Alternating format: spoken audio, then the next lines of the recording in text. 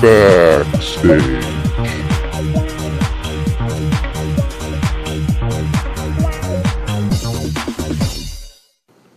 We're back. I'm Damien Gendron, and this is Backstage Vancouver. My guest today is Rene Claveau. Hello. How's that? Yeah, it's good. That's good. Rene, what do you do?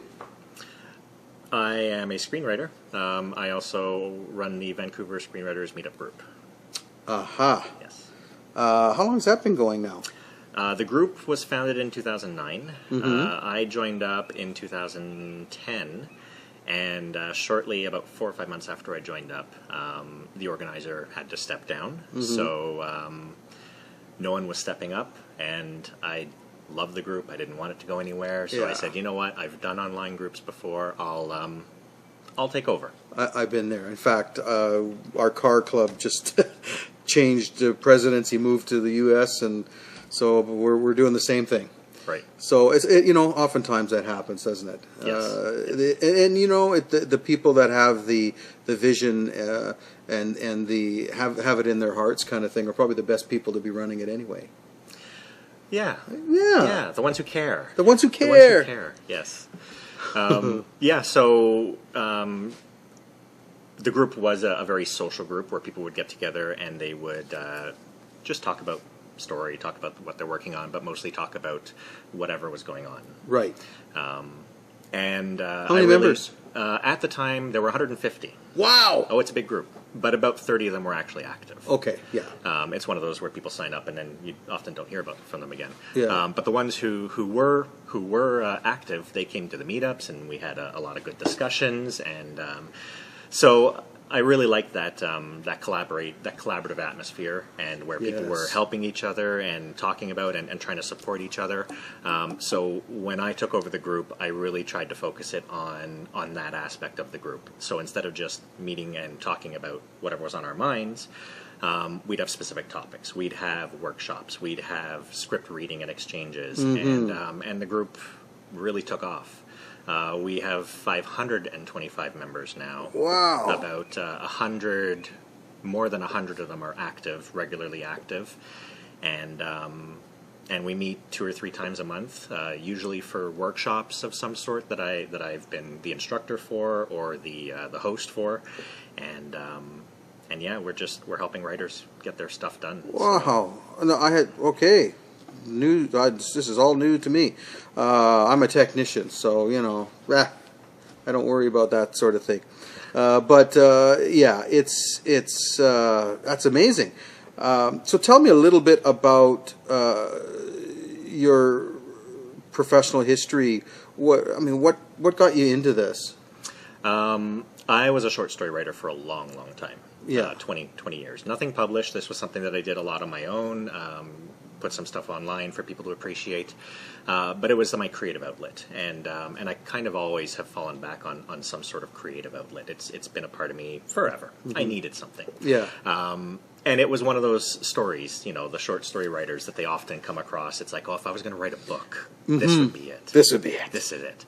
So I started exploring this project, and it got bigger and bigger and bigger. And I was looking at oh my God, this is going to be a trilogy. I can't do a trilogy. That's too much work. So I set it aside for a little while, and it was around the time that TV started getting really good again. Right. For a long time, TV was just pathetic, and then we're early 2000s. There was a real transformation in the types of shows that were coming on. Cable really started to take off. So I changed my mindset, and I looked at this project I was working on, and it would make a fantastic TV show. And as soon as I changed that way of thinking, everything kind of fell into place. I knew nothing about how to write a TV show. So that's what I did. I started going online, I started reading books, I started talking to people, and I started learning, what is this thing, screenwriting? Right. How do you do it? What does it take? And I never looked back. Oh my God. It's become my passion. I love doing it. I love talking about it. I love helping others do it. So, and this story that I've worked on, I have a written TV pilot for it. Right. What's it called? Earthrise. Oh. Earthrise. Yes. The only place that can happen is on the moon. Yeah. And this takes place on the moon. Oh. Yeah. Hey. I'm a big sci-fi and supernatural Yeah. geek, Oh, me so- too. I like that. Yeah. It just seems like it's a great way to escape, especially if it's a feel good thing. You know, like if creatures are tearing people apart, well, that's all right. But if it's a feel good thing, to give hope and what have you. Yeah, exactly. Yeah. You touched on something a second ago. What do you think this whole reality TV thing that happened because of the strike and what have you a few years back? How do you think? Do you think there's been a good bounce back from that? In terms of the stories post-strike that have come back, or I think in a lot of ways, definitely. I think reality TV, whether you like it or not, I think it's a really good thing. First of all, the types of shows that there are. Okay, there are some hits and misses. There are some that everybody, even people who appreciate good TV can appreciate some of the good reality shows. And some of them, like the Honey Boo Boos, you're really, we could do without those. We probably could. But what the great thing about reality TV is, it's extremely cheap to make. Yes. And what that's doing is it's putting a lot of money back into the pockets of the studios so they can now afford to make really good dramatic or comedic episodic TV. Right. So, like I said, whether you like to watch it or not, just appreciate it because it's actually giving them the money to make the content that we do appreciate. So, there's always that thing you hear about where people say, "This is what I do to pay the bills," but then every third production is mine. I get to do something good. Yeah. Well, I mean, it's all good, but I get to do something great that inspires me, and people call it different things, but you know what I'm talking about. Oh, yeah, the Coen brothers, one for them, one for me. They do a studio film, and then they do a film that means something more to them. So, Absolutely. it's a great philosophy. If you can do it, great. Yeah, I mean, every kind of viewer is out there. Yeah. And so why not cater to the ones that maybe appreciate something a little bit more shallow and whatever it is, and they've got a place and they've got money, and they, so okay, let's feed them what they need, but then let's have a little spot for the more creative stuff, perhaps, or the more something that's got a little bit more feeling to it, and for sure. So you've got this group that keeps you busy.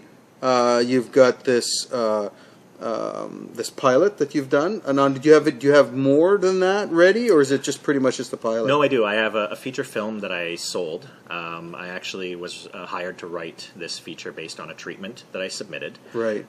So it was one of these Inktip. Have you heard of Inktip before? Inktip, they're a service where you can post your script online, and producers and managers and such come to read it. But they also have a lot of production companies who are looking for writers, and they put out a newsletter every month or so, and it's this call for submissions. And so I answered one of these calls for submissions, and they received something like 700 screenplays, and they liked my treatment the best. So I got in touch with them. They hired me to do it, and I wrote the feature film for them. Now, how different was that when you're kind of on the dime here and it's time to perform? Do you find that more challenging, or some people like that? They like to, oh boy, I really got to go here and get this done. I'm assuming there was a time limit. A very tight time limit. Yeah. From start to finish, after all the back and forth about what the story was going to be, that was about 5 weeks. I wrote the script in 2 weeks. Oh my God! And then I had 1 week to rewrite it, polish it, and send it off to them. Wow! So it was a real crunch time, and it's fantastic. I recommend. Did deadlines. you thrive in that? I really do. I think writers need those deadlines, because without them, we tend to get distracted. We tend to spin our wheels a lot. If there's a hard deadline and it's coming fast, it's amazing. There's no such thing as writer's block with a deadline. There really isn't. You have to write. So. Well, good. Wow. Because a lot of people don't like that. No, they don't. And a lot of people that I've talked to, they don't like it because they've never done it. They imagine that they won't like it. Yeah. But you might suggest, hey, try it. You might like it. Absolutely. whatever you think of writing contests, I recommend them because there is that deadline. And if you can meet that deadline, at the very least, you've actually accomplished writing a script. Right. I mean, do you do that in your club too? I do. Yeah. Yeah. We recommend, we encourage people to enter contests. What I do is we often have like 5-page reads at a table or something, and we've had some full script reads as well. So we get a lot of feedback about those pages, and we encourage people, like, work on these and bring them back, and let's see what you did with them. We don't have them regularly enough right now. I'd like some of our members to form smaller writing groups so that they can get together and actually do this on their own, where every week they have to bring a certain number of pages. I think that sort of accountability is really important for writers. I know writers who actually tell someone, they approach a buddy or a family member and say, look, I want to write this script. I want to write it by the end of the month or in 2 months. If I don't, I'm going to give you $100. It's amazing what that accountability can do. Yeah. Oh, it's like, I don't want to give them $100. I'm going to write this. Yeah, yeah. And it's fantastic. And someone's going to like that. it. Yeah, you need that. And what's important, one of the things that I teach is don't worry about what your first draft actually looks like. It's full of bad ideas. It's full of first ideas. It's just about getting the words out and reaching the end. Right. You can always go back and make it better. Absolutely. But what's important is you got to get to the end. So we spend a lot of time talking about ways to just let go, don't self-edit, don't auto-correct, and change things in the first draft. Wait. Trust your rewrite process, get to the end, and then you can go back and make it all better. Right, right. So, so anybody can join this group, Yes. right? Yes. Is there a fee? There's no fee. The workshops I do charge a little bit for. And sometimes we have instructors. I had Pilar Alessandra and come up from LA, and she's a very sought after instructor and motivational person. Right. So whatever fees they charge. But normally we have a lot of free meetups too. The script exchange where we're reading pages, those are always free. We have some networking events, those are always free. Where do you meet? We usually meet, there's a Waves Coffee that actually has a large meeting room that's glassed off and really quiet. In what city? It's in Vancouver. It's in Vancouver? Yeah. Okay. I'll put some information on the screen. What's what's the website? We're on meetup.com, so www.meetup.com/Vancouver-screenwriters. Okay. So if you're interested in that, you need to contact these people and get involved. The more the merrier, Yeah. more or less. A meetup's a great system. A lot of us here have been involved in that, and I think it's great. So quickly, what's in store for you Well, in the next little while? I'm working on another pilot. I want a second one so that I can start shopping these around. And in the meantime, I'm consulting on other people's features and TV shows. I'm still instructing, and I also do some script coverage online. So as much as possible, I have my hands in as many pies as I can, and all around screenwriting. So if a producer was looking for something, could always contact you and the group, absolutely. and the right people would get together and come up with something really cool. Directors and producers who are members, and they come and they say, they want to hear from writers, or they have some ideas that they want to find the right writer for. So they often come and see who they can meet up with. Awesome. Okay, well, maybe we'll put some contact information there too, if you'd like, and get that done. Thanks for coming, man. It's been a pleasure. Awesome. Great.